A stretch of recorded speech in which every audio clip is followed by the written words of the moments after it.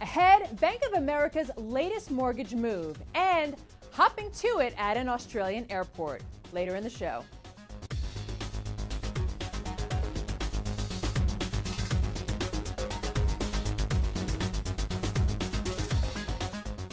Welcome to 3 Times Square this Monday from Reuters World Headquarters in New York.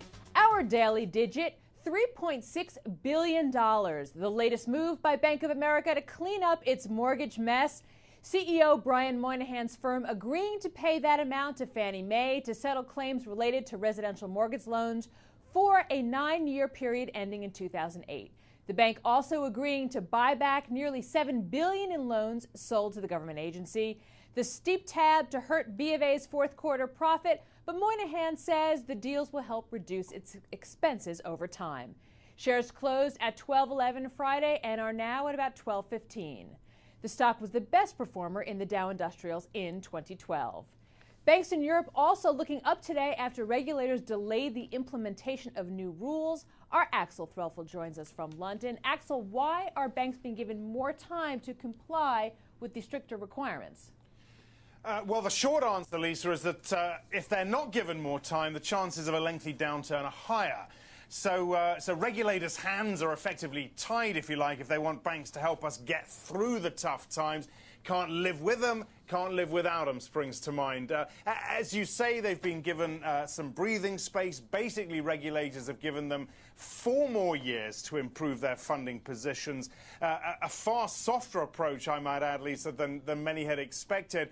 But even though this is for the greater good, there is bound to be lots of hand-wringing now about the banks, on the one hand, being responsible for the overall mess, and on the other hand, the extent to which regulators and governments can actually do very little given the critical and the central role of the banks in our marketplace. Suffice to say, and we saw the share prices there, Europe's banking index being very well supported on the back of this today. Further down the line, though, who knows? Who knows? All right, Axel, thanks so much from London. Sure. No break for some employees of Disney. Reuters exclusively reporting the media giant considering layoffs at its studio division and its interactive unit, which creates online games. The cost-cutting moves under consideration despite the Mouse House recording record earnings in November.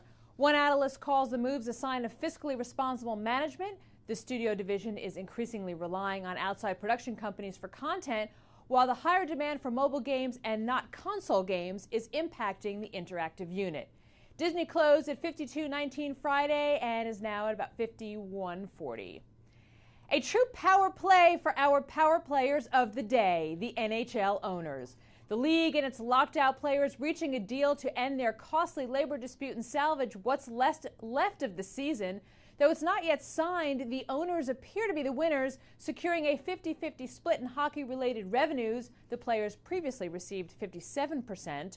Owners also got contract term limits for free agents, while players can claim small victories, including a more favorable salary cap of $64.3 million per team, up from $60 million. And finally, tourists landing in Melbourne, Australia didn't even have to leave the airport to get a glimpse of one of Australia's most famous attractions. A 3-year-old eastern grey male kangaroo mysteriously hopped up in a Melbourne airport parking lot, showing pretty good wheels of his own as he hastily avoided authorities. He was finally subdued, however, as authorities noticed he was licking his paws, a sign of distress. The roo will be looked at by a vet before being released back into the wild or before getting behind the wheel. That's the latest in 3 Times Square this Monday. You can follow us on Twitter at Reuters Insider and check out our Reuters YouTube channel at Reuters.com/ReutersTV. I'm Lisa Bernhard. This is Reuters.